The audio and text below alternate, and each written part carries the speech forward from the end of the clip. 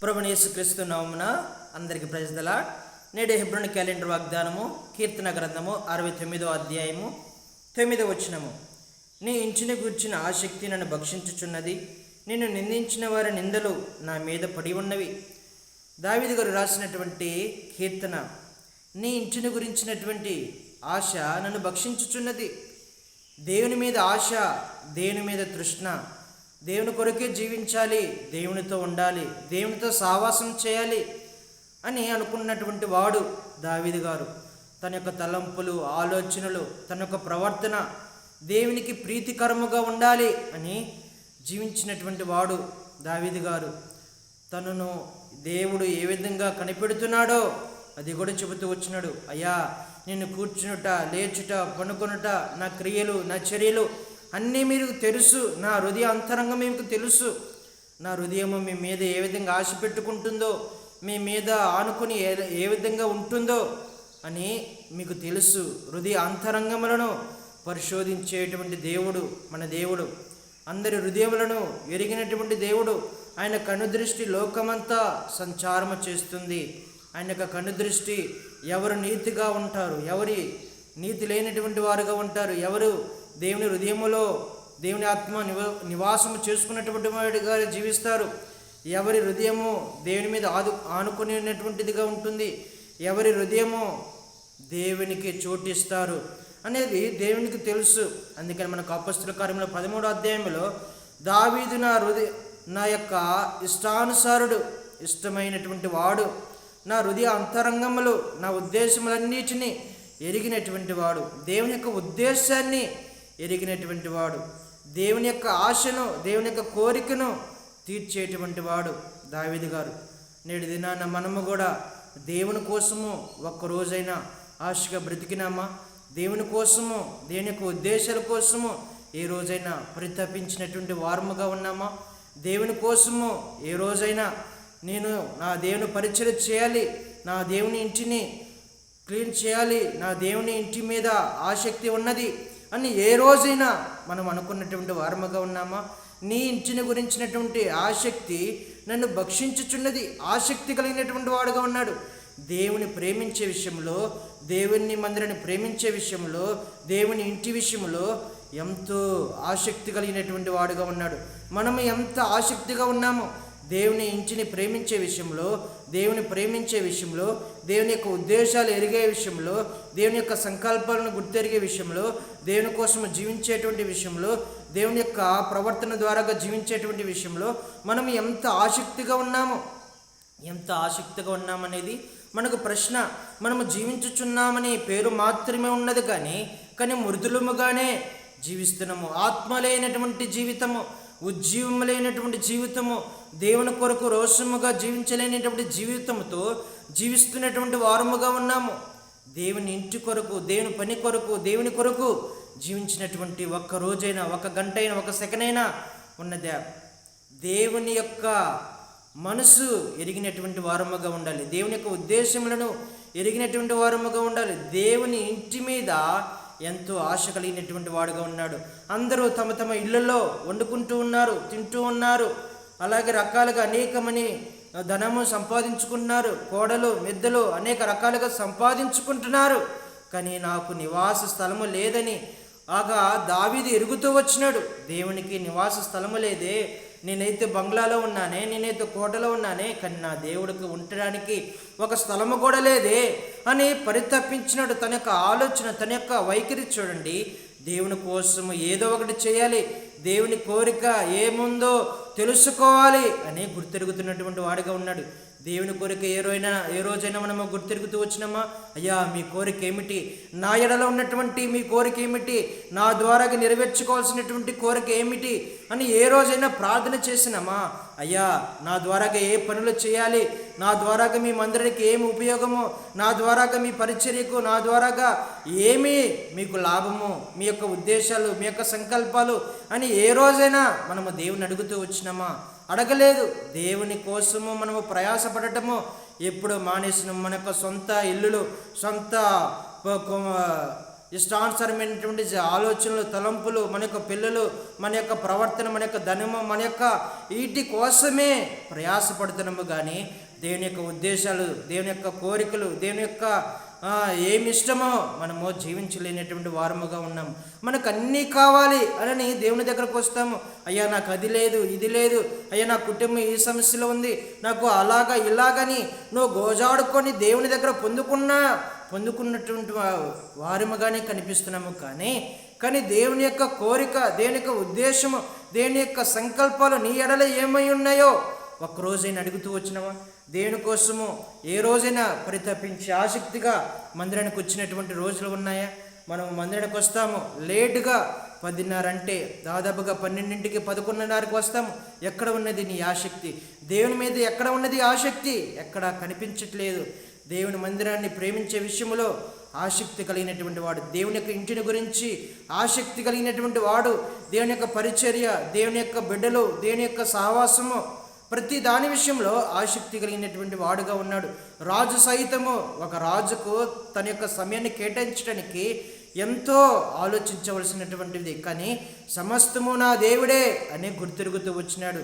నేను ఏమి చేసినా నా దేవుడే. నేను కూర్చున్నా, పనుకున్నా, లేచినా సరే నా చర్యలన్నీ నా దేవునికి తెలుసు, నా హృదయ అంతరంగం నా దేవునికి తెలుసు అని దేవునితో అంటున్నటువంటి వాడుగా, మనుషులతో అంటున్నటువంటి వాడుగా ఉన్నాడు. కాబట్టి ఇక్కడ మనము జ్ఞాపకం చేసుకోవాల్సినటువంటిది, దేవుని కొరకు జీవించేటువంటి వారముగా, దేవుని ఇంటి పైన ఆశ కలిగినటువంటి వారముగా, దేవునితో సావాసం చేసేటువంటి వారముగా, దేవుని యొక్క కోరికలు, దేవుని యొక్క ఉద్దేశాలు నెరవేర్చేటువంటి వారముగా ఈ రోజైనా మనం అడుగుతూ రావాలి. అయ్యా నా ఎడల మీ ఉద్దేశాలు ఏమిటి అని అడుగుతూ రావాలి. దేవుని తన బిడ్డల ఎడల అనేకమైనటువంటి ఉద్దేశాలు ఉంటాయి. నోవాహు చూడండి, అక్కడ నశించిపోతున్నటువంటి ఆత్మల నిమిత్తము వారందరినీ రక్షించడానికి, జలప్రలయం నుంచి రక్షించడానికి దేవుడు ఒక సాధనముగా వాడుకుంటూ వచ్చినాడు. అబ్రాహాము, ఇస్సాకు, యాకోబులు దేవుడిచ్చినటువంటి వాగ్దానము, ఆ వాగ్దానము నిమిత్తము ప్రయాసపడినటువంటి వారుగా ఉన్నారు. మోషే ఇజ్రాయేల్ ప్రజలను ఐగుప్తు నుంచి విడిపించడానికి, రాజులు ఫిలిస్తీన్ల చేతుల నుంచి విడిపించడానికి, ప్రవక్తలు మంచిగా నడిపించడానికి, మంచి మార్గంలో నడిపించడానికి ప్రభువు యేసుక్రీస్తు వారు ఈ లోకంలో ఉన్నటువంటి పాపము, మన యొక్క పాపములో దోషములు, అపరాధం నుంచి తప్పించడానికి అనేక రకాలుగా అందరినీ వాడుకుంటూ ఉంటుంటే ప్రభువు యేసుక్రీస్తు వారు మన యొక్క పాపం నిమిత్తము, దోషం నిమిత్తం, అపరాధం నిమిత్తము ఆ కలవరి శిలువలో మన కోసము చనిపోవటానికి ఒక బలమైనటువంటి సాధన పాత్రగా దేవుడు ఏర్పరచుకుని తన యొక్క బిడ్డను ఈ భూమి మీదకి, ఏకైక ఒక బిడ్డను మన కోసము ఈ భూమి మీదకి తీసుకొని వచ్చినాడు. కాబట్టి అనేక రకాలుగా శిష్యుల ద్వారాగా ప్రపంచాన్ని తలకిందులుగా చేస్తూ వచ్చినారు. దేవుని యొక్క ఆత్మతో నింపబడినటువంటి వారుగా, పరిశుద్ధాత్మతో నింపబడినటువంటి వారుగా, ఏకాత్మ ఏక శరీరము కలిగినటువంటి వారుగా ఉండి పరిచర్యను తలకిందులుగా చేస్తూ వచ్చినారు. అపోస్తలుడైన పౌలు, బ్రతుకుట క్రీస్తు, చావైతే నాకు లాభమే, అయ్యో నేను సువార్తను ప్రకటించకపోతే నాకు శ్రమ, ఆయా రీతులు, ఆయా ప్రజలను, ఆయా భక్తులను దేవుడు వాడుకుంటూ వచ్చినాడు. తన యొక్క ఉద్దేశాలను దేవుడు వాడుకుంటూ వచ్చినాడు. నీ ఎడల, నా ఎడల దేవుని యొక్క ఉద్దేశాలు ఏమిటి? దేవుని ఉద్దేశాలు కాదు కదా, దేవునికి పొట్టుమని ఒక గంట, ఒక అర్ధగంట ప్రార్థన చేసినటువంటి దాగతాలు మన జీవితాల్లో కనిపించవు. కుటుంబ ప్రార్థనలు మన జీవితాల్లో కనిపించవు. వ్యక్తిగతమైనటువంటి సాక్ష్యము మన జీవితాల్లో కనిపించదు. ఇక దేవుని ఉద్దేశాలు నువ్వు ఏడ ఎరుగుతావు? దేవుని యొక్క సంకల్పాలు ఎక్కడ వెరుగుతావు? ఎక్కడ? ఈ లోకంలో ఏ లోక మాల్యముతో, లోక భోగాలతో జీవించడానికి ఇష్టపడుతున్నావా? కానీ భక్తిగా జీవించడానికి, మంచిగా జీవించడానికి, దేవుని కోసము జీవించడానికి ఎందుకు మనసు రావట్లేదు? ఎందుకు ఆశ, కోరిక రావట్లేదు? నేను ఏమన్నా చెడిపోమని దేవుడు సెలవిస్తున్నాడా? నేను ఏమన్నా ఈ లోకంలో కలిసిపోమని దేవుడు ఏమన్నా సెలవిస్తున్నాడా? లేకపోతే ఏమన్నా బోధకులు నిన్ను ఈ లోకంలో కలిసిపోమని, ఈ లోకంలో మీరు ఇలాగ ఉండిపోవాలని ఎవరన్నా బోధ చేస్తున్నారా? ఎవరు చేయరే. కానీ మీరు మారటానికి దేవుని యొక్క ఉద్దేశాలు, దేవుని యొక్క సంకల్పాలు, దేవుని కోసం జీవించేటువంటి జీవితము ఏ రోజైనా కనిపించిందా? లోకముతో జీవించడానికే మనకు టైం సరిపోవట్లేదు. ఇక దేవునిలోకి ఎప్పుడు వస్తామో, దేని యొక్క ఉద్దేశాలు, దేని యొక్క సంకల్పాలు, దేవుని యొక్క కోరికలు ఎప్పుడు ఆలోచించేటువంటి వారుగా ఉంటారు. దేవుని ఇంటి పైన దేవుని యొక్క ఉద్దేశాలు ఎరిగినటువంటి వారి యొక్క జీవితము ఈ మాదిరిగా ఉంటుంది. లాస్ట్గా చూస్తే మనకు నిన్ను నిందించిన వారి నిందలు నా మీద పడి ఉన్నవి. అన్ని జనులు నిందిస్తున్నారు దేవుని నమ్మినటువంటి దానిని బట్టి. ఇలా దేవుడు ఇలాంటి వాడు, దావీదు దేవుడు ఇలాంటి వాడు, రోషము కలిగినటువంటి వాడు అని అనుకున్నటువంటి వారు ఆ నిందలు, దేవుని పట్ల నిందలు దావీదు మీద పడుతూ ఉన్నాయి. ఎందుకని దేవుణ్ణి అంతగా ఇష్టపడుతున్నటువంటి వాడు, అంతగా ప్రేమిస్తున్నటువంటి వాడు, నన్ను గణపరచువారిని నేను గణపరుస్తాను, నన్ను ప్రేమించేవారిని నేను ప్రేమిస్తాను అని దేవుని వాక్యము సెలవిస్తూ ఉన్నది మనకు. కాబట్టి దేవుని ప్రేమించాలి.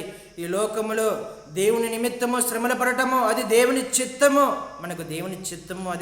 అది పరలోక రాజ్యంలో గొప్ప ఫలాన్ని మనకు అనుగ్రహిస్తాడు దేవుడు. నా నిమిత్తము మీ మీద అబద్ధపు మాటలు పలికినప్పుడల్లా మీరు ధన్యులు, పరలోక రాజ్యము మీది అని దేవుని వాక్యము స్పష్టంగా రాయబడుతూ వచ్చింది మత్తయి సువార్త 5వ అధ్యాయంలో. కాబట్టి దేవుని నిమిత్తము మనకు శ్రమలైన, ఇబ్బందులైన, అవమానాలైన ఏమైనా సరే అవి మనకు ఆశీర్వాదముకే దారి తీస్తాయి, కానీ మనను ఫలభరితముగా నడిపిస్తాయి, కానీ పరలోక రాజ్యానికి నడిపిస్తాయి, కానీ మనం నష్టపోవటానికి కాదు. ఎవరైతే సమాజంలో నన్ను ఎరిగినటువంటి వారుగా ఉంటారో వారిని కూడా నా తండ్రి ముందు నేను ఎరుగుతాను, నాకు తెలుసు అని అంటూ ఉంటాడు. మనము సమాజం ముందు ఏదో వమ్మో ఈయన ఎవరో నాకు తెలియదు, పేతురు మాదిరిగా ఈయన ఎవరో నాకు తెలియదు అని బొంకి సరిగినటువంటి వారముగా ఉంటే దేవుడు పరలోక రాజ్యంలో తండ్రి ముందు కూడా వీరు ఎవరో నాకు తెలియదు అని అంటాడు. నిత్య నరకము, అక్కడ పాతాళము, అగ్ని ఆరదు, పురుగు చావదు, యుగ యుగాలు అక్కడ ఉండవలసిందే, అగ్ని ఆరదు, పురుగు చావదు అని మనము అంటూ ఉంటుంటే చాలామంది చనిపోయిన తర్వాత ఏముందిలే అని చాలామంది ముందుగా మూర్ఖంగా వాదించేటువంటి వారుగా ఉంటారు. అలాంటి వారికి ఈ భూమి మీదే అలాంటి వాతావరణం చూపిస్తాడు దేవుడు. అగ్ని ఆరదు, పురుగు చావదు, అంత భయంకరంగా పాతాళములోనికి దేవుడు అలాంటి మార్గంలో తీసుకువెళ్ళి దేవునికి తెచ్చుకుంటాడు. వాళ్ళ హృదయాలను దేవుని తెచ్చుకుంటాడు. ఆ ఒక్క ఆత్మ నశించిపోవటానికి దేవునికి ఇష్టం లేదు. అందరూ అంతటా మారు మనసు పొంది దేవుని రాజ్యానికి వారసులుగా ఉండవలసిందే. అపొస్తలుల కార్యములు మనకు 17వ అధ్యాయము 30వ వచనంలో కనబడుతుంది. కాబట్టి దేవుడి నిమిత్తము మనము నిందలైన, అవమానాలైన, శ్రమలైన మనము భరించవలసినటువంటిదే. దేవుని నిమిత్తము, మన సొంత నిమిత్తము కాదండి. మనకు సొంతగా ఏదో మనకు నిందలు, అవమానాలు వస్తే ఆ దేవుని నిమిత్తం అని దేవుని అడ్డు పెట్టుకుంటూ ఉంటాము. అది తప్పు. దేవుని సువార్త నిమిత్తము, దేవుని పరిచర్య నిమిత్తము, దేవుని యొక్క పని పాటల నిమిత్తము మనకు నిందలైన, అవమానాలను ఏదైనా వస్తే మనకు ఆశీర్వాదము దేవుని కర్మగా ఉంటుంది. కాబట్టి ఇక్కడ దావీదుని ఎంతగానో పగబడుతూ వచ్చినారు, ద్వేషిస్తూ వచ్చినారు. ఎంతగానో శత్రువులు సిగ్గును, అవమానమును అలాగ తీసుకొచ్చినటువంటి వారుగా ఉన్నారు. కరుణించే వారి కొరకు కనిపెడితే ఎవరూ లేరు, ఓదార్చు వారి కొరకు కనిపెడితే ఎవరూ లేరు. కానీ దేవుడు ఒక్కడే దావీదును దేవుడు అలాగా చూసినటువంటి వాడుగా ఉన్నాడు. చూడండి 31వ వచనం, బాధపడేవారు వాడిని చూసి సంతోషించుదురు, దేవుడు వెదుకువారులారా మీ ప్రాణము తెప్పరిల్లును గాక, యెహోవా దరిద్రుల మొర ఆలకించును. చూడండి, దేవుడు యెహోవా దరిద్రుల మొర ఆలకించును, దేవుని వెతుకువారులారా మీ ప్రాణమును తెప్పరిల్ల చేసేటువంటి వాడు.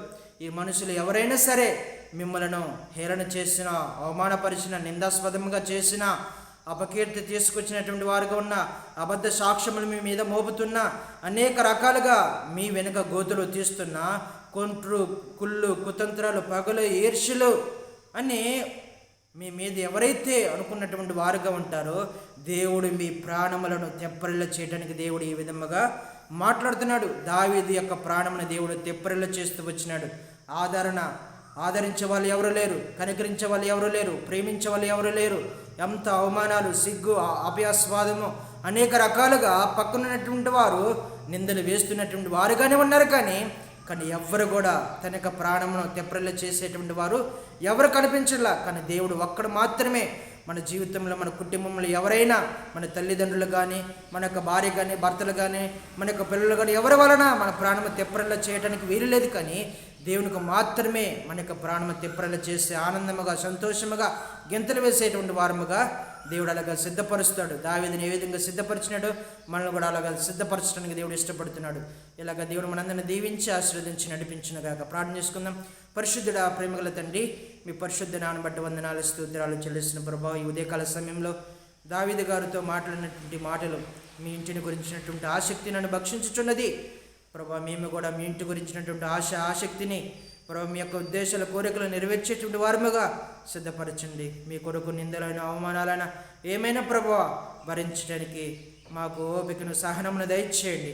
పరలోక రాజ్యంలో వారసులుగా మా పేర్లు మీ జీవ గ్రంథంలో లిఖితము చేసుకొని మీరే మహిమ పొందుతురామని ప్రార్థన చేస్తూ ఈ జీవితకాల పోరాటాలలో మాతో ఉండి మీరు నడిపిస్తురామని ప్రార్థన చేస్తూ ఈ అదేన ప్రార్థన ప్రభువైన యేసుక్రీస్తు వారి పరిశుద్ధ నామములో ప్రార్థించి అడిగి వేడుకున్నాం తండ్రి. ఆమేన్. అందరికి ప్రైజ్ ది లార్డ్.